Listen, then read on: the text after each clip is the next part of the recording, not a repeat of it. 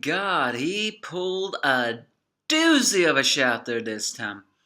It's a chapter that gives me mixed feelings, but at the same time, it's not exactly rage out of, you know, Whole Cake Island arc rage where I felt. Maybe it's an unsatisfactional feeling, yet at the same time, many things about this chapter was awesome. In the end, though, that's what I mean by mixed. I do not know what to feel. I was just that amazed by it, so to speak. Yes, the One Piece chapter 907. First of all, Columbus's arc continues. He's left his homeland where his king tries to shoot him down, effectively confirming that yeah, he was resigning from his country and becoming a pirate. This is almost similar to what Sai is doing. I wonder if that king is gonna do the same. But I still do wonder. Uh, but I still wonder though why the king was so adamant about that. Wasn't this guy supposed to be a pirate at the beginning as well? Who knows how this system works. Either way, on to this chapter. The chapter starts with a very huge surprise, where none other than Big Mom is contacting someone. And who is that someone? Well, none other than Kaido. Turns out that, well, actually, this is not that surprising. Well, it is surprising that Big Mom is contacting Kaido, yes. But what I mean is, what is not surprising is the fact that Big Mom's ego was so hurt over the fact that Luffy got away. And to be frank, that article that Morgans wrote didn't exactly help the matter either. So she is feeling extremely much shame, so she wants to kill Luffy by her own hands. But she knows that Luffy is heading towards Kaido's direction. Therefore, she is contacting him because she wants to take care of that thing herself, saying to Kaido that he owes her a big time debt, which apparently Kaido is in the past, but it is not to Big Mom. It's a lifelong debt. As Kaido just says to her that if you come to here, I will kill you as well, Lin Lin. It's worth noting that he is calling her Lin Lin here. Hardly anyone have ever does that. The only ones who did that were the people when they were saw her as a kid. That included the Giants and Mother Caramel, and of course Straussen, since technically Straussen raised her after that. So it seems that Kaido and Big Mom has a connection after all. I mean, they don't like each other, that's clearly. Especially since Big Mom calls Kaido a thing and Kaido just calling Big Mom an old hag. So apparently Kaido owes a debt to Big Mom. Now what kind of debt could that be? It's worth noting that Kaido is the strongest creature in the world. And Big Mom is a person that is fascinated with all kinds of creatures. Is it possible that she protected a young Kaido in the younger days? Or maybe even trapped him, but then freed him and unleashed him on the sea? Uh, However, the strangest thing is that despite that threat, Big Mom is of course not a single bit worried. Well, duh.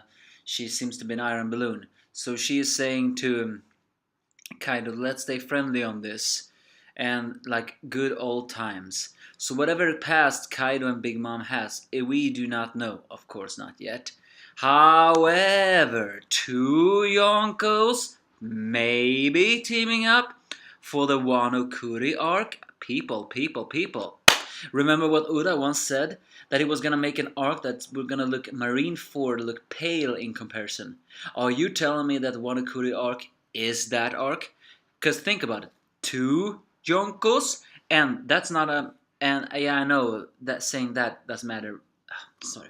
Saying that will be an exaggeration, but what I mean about what happens then is the fact that the Marines have actually tapped this wireless and they are all panicking, of course, hearing that. But the strangest thing is that when Kizaru asks Sakazuki and Akainu if he should go to that, Akainu is strangely hesitant. That is the strange thing here. What I'm trying to say is, every Marine knows now where Luffy is heading towards, and where Kaido is, and where Big Mom may very well team up with Kaido is. Although if they do team up, I have a very big feeling it's not gonna be a good alliance. After all, both of them are indestructible, corrupt, and extremely mentally unstable beings. There is no way that alliance is gonna work. However, just the thought of having two Yonkos teaming up, especially two of the most evil Yonko in the world, that is pretty much shitting the crap there. So what I meant to say, I think the biggest question is now, if that were to happen, then how can the Straw Hats survive? However, I, as a guy who believes in the power of friendship, just says this. That's perfect. If Kaido and Big Mom teams up, it's perfect. And why is that perfect? Because then finally, Big Mom can kiss her asshole goodbye. Everyone, I still believe that Big Mom is gonna be defeated. And if Big Mom gets taken to the Wano Kuri arc as well, there we have it. She is gonna be defeated. There is no question about that. And why do I believe that? Well, because, again, it's gonna be a two Yonko crew against the Pirate Mink Alliance. The Straw Hats and their allies have no choice but to fight. They can't run away from that fight. They have to win or die, and they cannot die. Therefore, they have to win. And the fact that Sakazuki Akainu is hesitant to go to Wano Kuri, the same guy that actually was brave enough to stop an attack by Whitebeard, just makes me question, please, Uda. Please make the Wano Kuri samurais as badass as you're saying. And then we are cut to the tables of a lot of different marines, including two marines that was apparently non-canon, but is now confirmed to be canon. You know, Momo, that female vice admiral, Momo, and another one. Apparently they were written in the label and became canon characters. They were considered to be the position of admiral. So I wonder if they're going to be here. So another reason why Akainu is reticent about doing this is because Wano Kuri is not part of the alliance. So and Hina is there as well, and surprisingly is talking to Garp very casually, especially since Garp is her senior. But here comes the real strangest thing, and this is actually the one part of the chapter I do not like. Because apparently the reason why Garp is the hero of the Marines is not only because he pursued Roger a lot of the times in the past. Because apparently there was someone or something named Locke or Rox. The translation is pretty vague. And apparently before Roger came, that era was theirs. Says a giant, I think it was Lacroix. And since Lacroix is a giant, he's very likely was alive at that time. And according to Hina, their power is increasing even though they lost their captains. Who is she talking about? Are they saying that there actually is another superpower after the Yonko, after the Revolutionary, and after the worst generation? Oh, come on, Oda. Not another hidden superpower. That's just gonna complicate the story even more. I was hoping she was talking about the Whitebeard pirates, but I do not think she is. No, apparently she's talking about a pirate crew that have lost their captains. Will die. If this was 40 years ago, then there's no way that captain is alive. But shouldn't they be kind of old? Whoever these are, even Garp is, well, kind of nervous. Well, he's not nervous, he's smiling about it. But he is saying the world will have a bigger fit, as it can have a bigger fit already. We cut to the empty room where Stella wants to sit on the throne that is apparently the same throne that no one has ever stood on. It's apparently the one rule in 10 Ubito Island, as the various kings in this country are equals. Therefore, no one is to sit on this throne that is the world in the greed of dictatorship. As an old man talks about the 20 weapons that protect the throne, the throne, is apparently the same one that represents the oath 800 years ago when the first 20 somehow destroyed the ancient kingdom and took over the world. So, and here he is talking also about. Mm, uh, Apparently, this elder also mentions that the ones who sit on top of the celestial dragons, if the translations are correct here now, though, apparently the Gorosei are also above the world novels. That is a surprise. I mean, they practically allow the world novels to do whatever they like. Well, the world novels are corrupt people, so it doesn't change the matter. But the Gorosei, Dragon's goal is to destroy the world novels. However, if the Gorosei are the ones on top of the world novels, shouldn't they also be destroyed? I mean, they have been the ones who have been responsible for covering up a lot of tracks. Either way, Stella listens to all of this story. Of course, he doesn't pay attention. Only because he says, if I sit on that throne, I will be the king still. Then we're cut to the real danger of the things, as a giant slave, led by none other than Charlos, has appeared. Yeah, that asshole Charlos really did want to take Shiroshi away. Of course, her friends does not want to do that. However, some of them tries to stop them, saying that they do not want to. After as mm, and we see Saint Charles and all that. Leo and Sai tries to stop that, but they get stopped by none other than CP0, as we see the return of Rob Lucci, Stasi, and Kaku. And here's another disappointment. Despite everything Lucci has been going through these last years, he is still the bloodthirsty asshole, and now he seems to even be loyal to the government. I mean the Celestial Dragons. I mean, he had a dark justice, so I think he going for a change would never have happened. But it's still pretty disgusting to see him actually defending the Celestial Dragons, saying that they are the gods that created our world. So, and even more when he says a god doesn't need to make sense. Vivi is actually brave enough to stand right in front of Rob Lucci, and actually saying that. But seeing all of this, Neptune finally reaches his bottom, uh,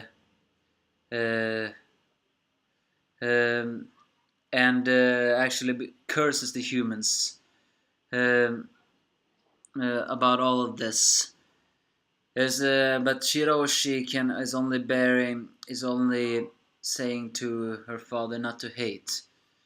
So, well, yeah, that's the problem really with this emotionality. It's the fact that when someone's dear daughter is threatened, then of course they will forge everything else. But Neptune, I think you get a little bit too crazy here. The humans are not really to blame here. The celestial dragons are. They are not humans, but they're not gods either. They are filth in human clothing. But then someone stops Charlos, and that is very satisfying. But who stops him is the biggest surprise of all. It's actually another celestial dragon, and Rob Lucci stands down. As he stands before Neptune, he says that you may not remember me, but I have waited for you, Neptune, to pay back the debt. And who is that man? Well, it's none other than Saint Mjosgard, the same saint that 10 years ago wanted to return to Fishman Island, went to Fishman Island in order to take back the slaves that were of the Sun Pirates. The same celestial dragon Otohime took a bullet for, and escorted back to the sea. And his name is Don Quixote Mjosgardo. And he is actually thankful towards Otohime's kindness. Actually saying, she reformed me and made me human. Well, he still looks pretty fat. But the thing is, his name is Don Quixote also. I thought Don Quixote Homing was the only Don Quixote family. But it seems that every single member of the descendants of the 20 kings have different branch families. And Saint Don Quixote Miosgardo comes from one of them. Now is the question though, uh, Is Mjolsgard really telling the truth? Are you telling me this is the first sign of a celestial dragon that actually has gone through character development? I mean, he still looks filthy. Never, don't misjudge that. However, he seems a bit cleaner than the others. And according to him, Otohime made him human. So maybe that letter that celestial dragons gave Otohime was not a lie after all.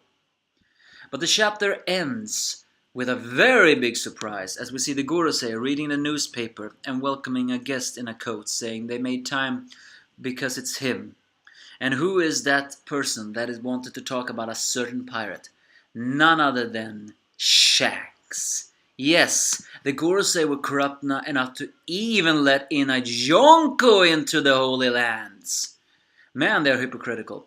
But then again, unlike all the other Yonko, Shanks is a good guy. So, but still, this is surprising. This was a doozy of a chapter. So many things thrown at us at once, and my brain can hardly even keep up with it. And again, this review was very long. That was not meant to be this long. But the Gorosei are actually willing to listen to Shanks, even though they're reading the newspaper at the same time. And Shanks is now talking about a certain pirate. I doubt he's going to talk about Luffy. If he would, he would have smiled. Is he going to talk about Blackbeard again? I mean, Blackbeard is the only pirate Shanks seems to fear. Or is he going to talk about that old pirate that apparently was famous even in Roger's era? It's worth noting that Shanks was an apprentice on Roger's ship. Therefore, if there was someone who was just as powerful as Roger in the era before, then Shanks would have definitely met that person. And he will definitely have known that crew. And if that crew is making a comeback now, he will definitely know that. The question is now, what is happening? What's gonna happen? Will this be enough? Who knows? But you give me your thoughts if you have any.